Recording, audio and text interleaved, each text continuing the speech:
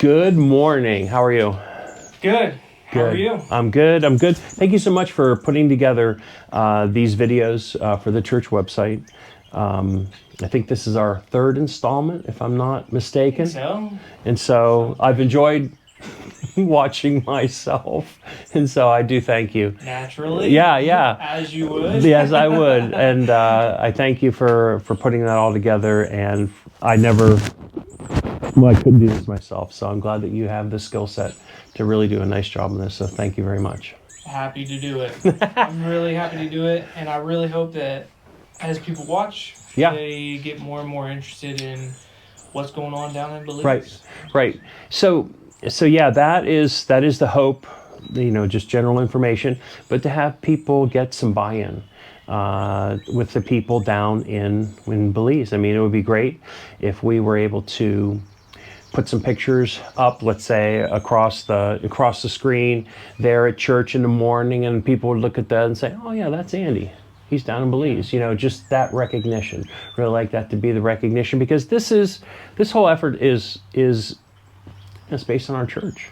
This is our effort, and the church as a body, our congregation has been exceedingly generous in giving us some funding. And so currently our level of support is we're working with 6 families to provide a food bag.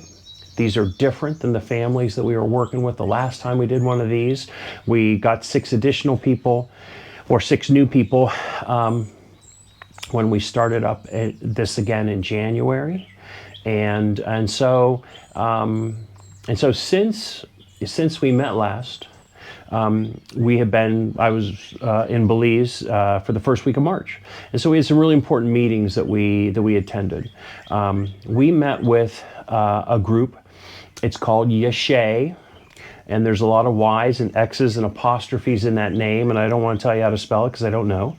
And they, in my opinion, are sort of like the tip of the spear as far as agroforestry and research and providing plants and stuff like that. They are a great resource. And so agroforestry being a blend of farming and forestry, where in southern Belize, which is still very rural, still very much jungle type of environment, people live and work in the forest, and we're working with that forest to promote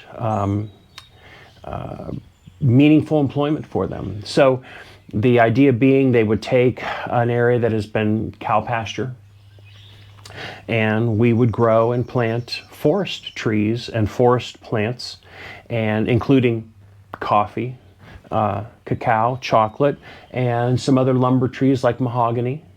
And these would be grown and tended for years and years. And each year, it's possible these people could make several times what they're making right now. And so that's what we're trying to do with our humanitarian effort down in Belize. And so there's a spiritual effort there too, that has not presented itself, but it's in the back of our mind that what we're perhaps going to do. I know that Jill is beginning in our Sunday morning, our Sunday school time, a discipleship class based on a book by Francis Chan called Multiply. And so as I was thinking about that and sort of reading through that, I thought, it might be kind of fun to see if Andy, our contact in Belize, would want to do this. We could do it through Zooms.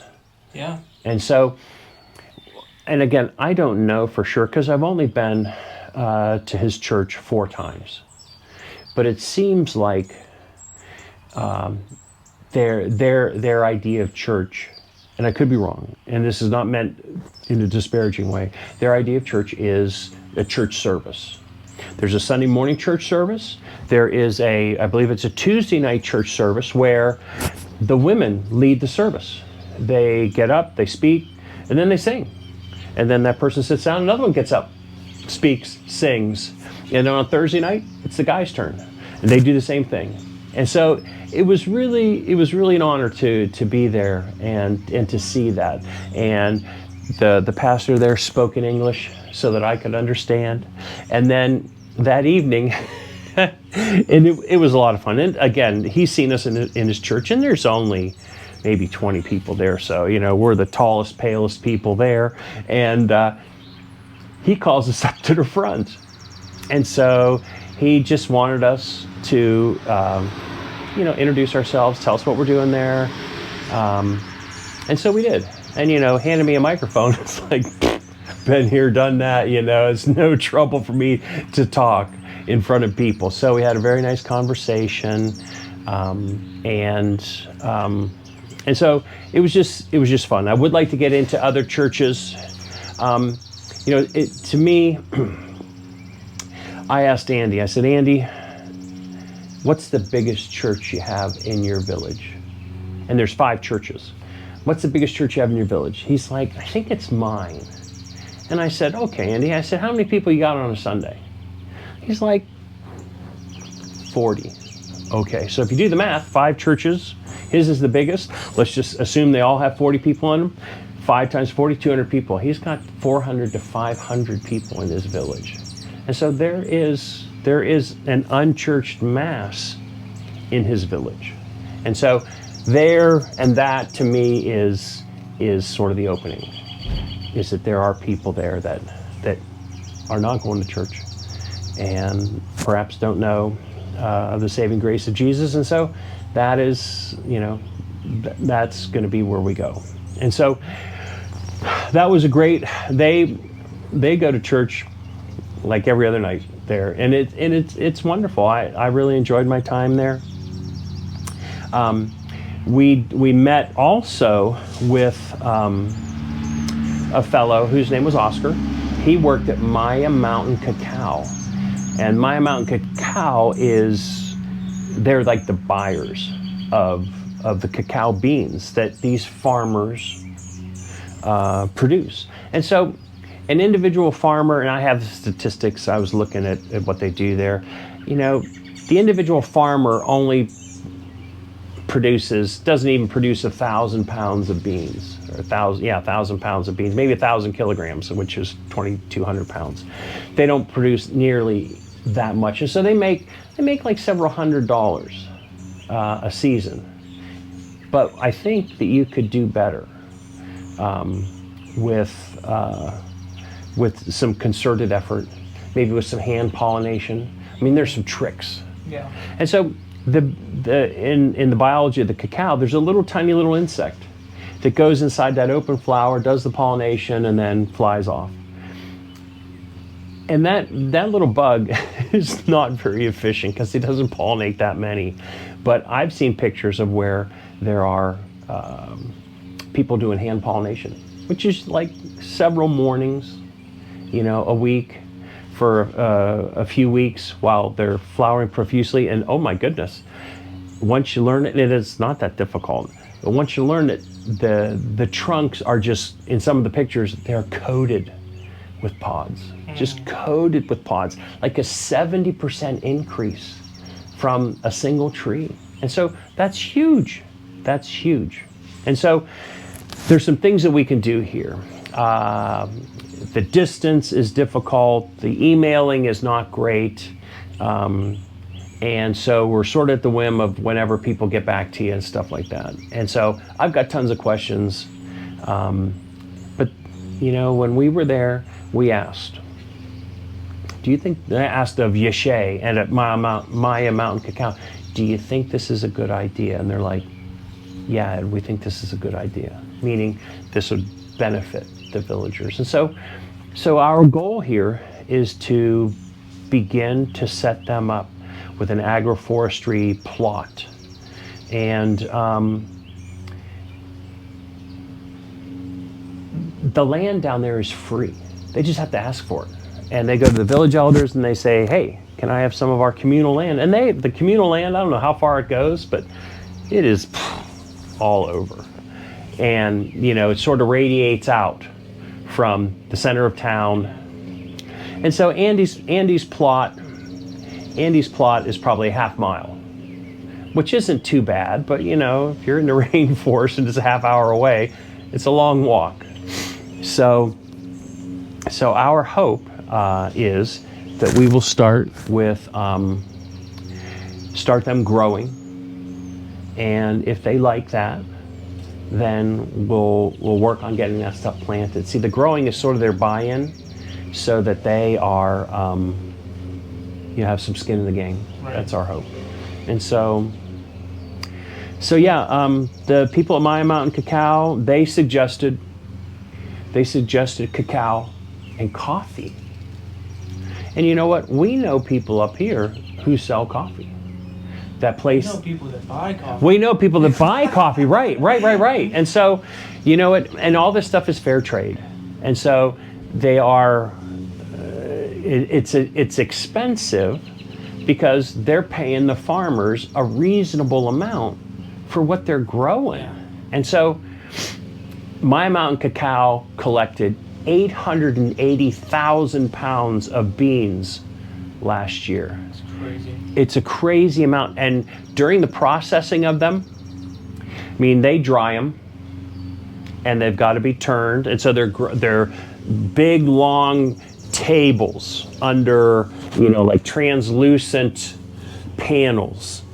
And they just turn them every once in a while, and they dry out, then they bag them up, and then they've got a bunch of people. They sit in a little room, they dump out that bag, and they pick out the bad ones by hand.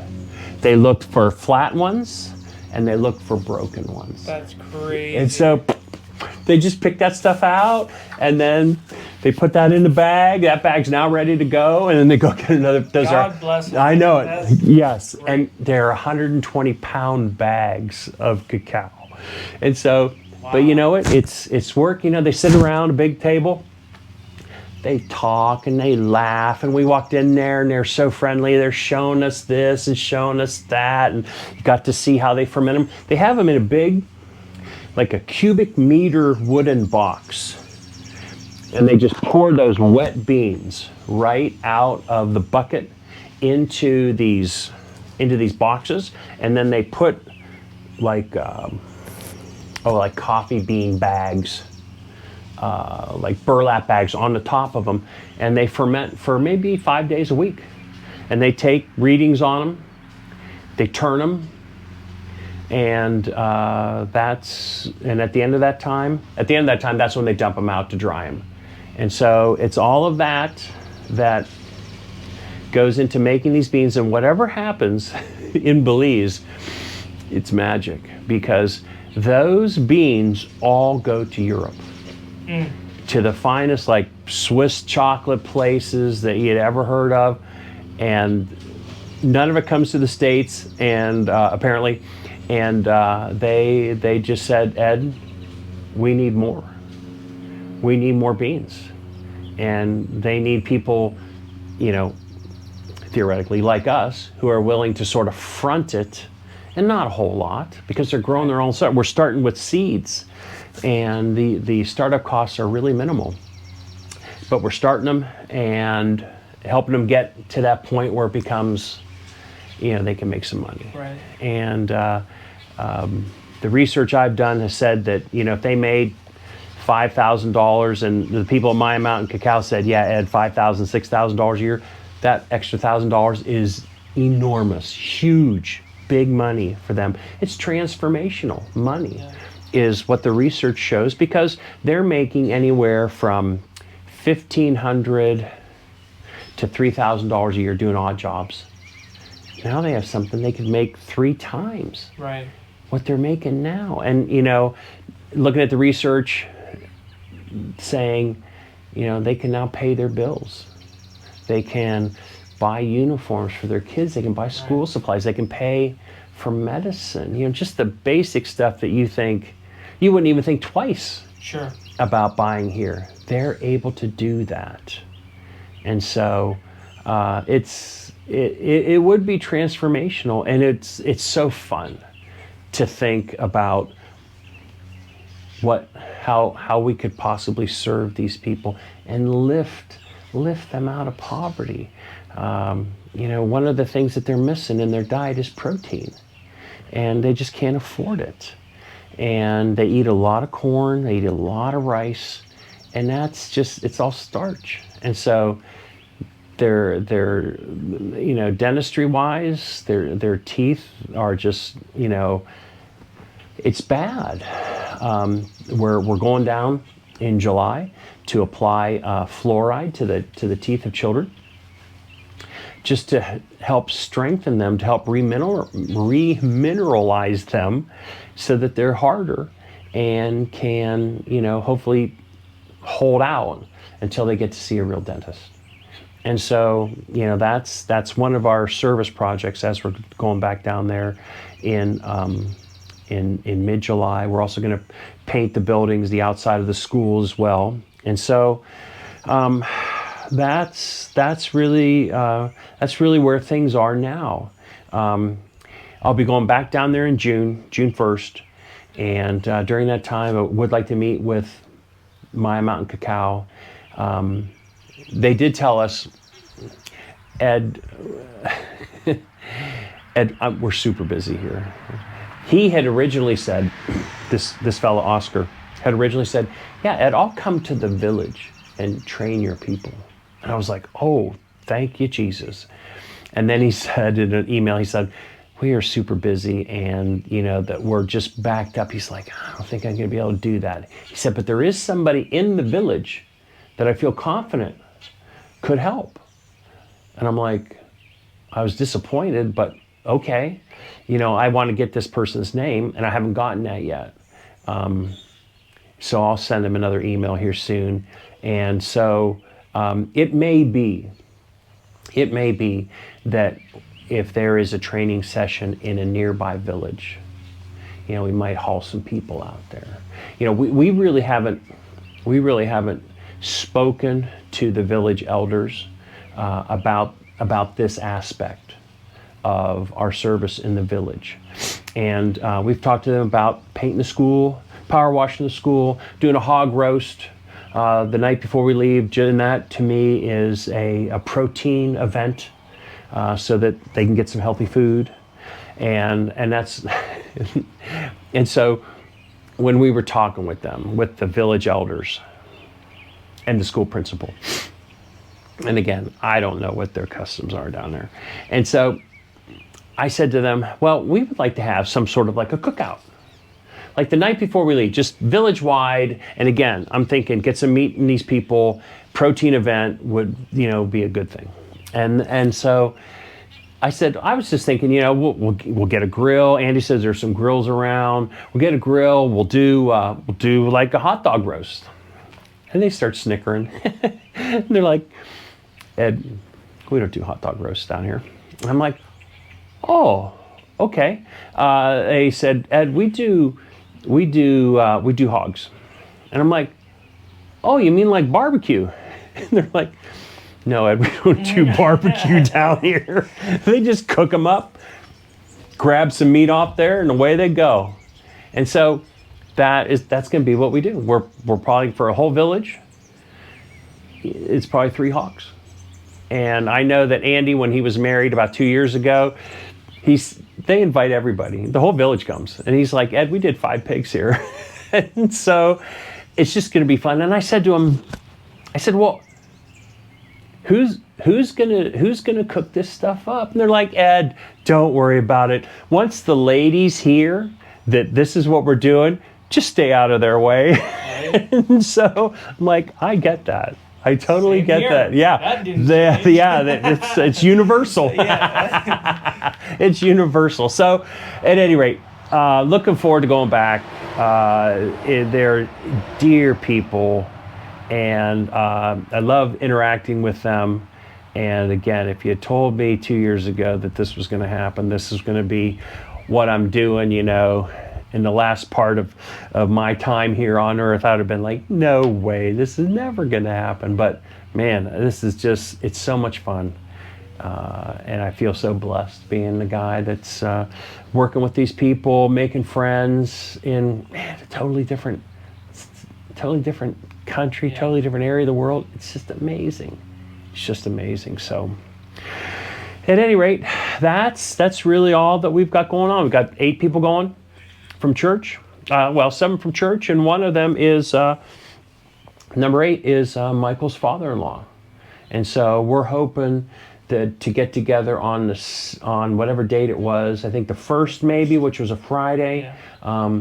If Olga wants to come, she's of course welcome. I know you got 3 kids, but yeah, we'll get together and meet people and stuff like that. But yeah, just looking forward to all that. It's gonna be a real blessing.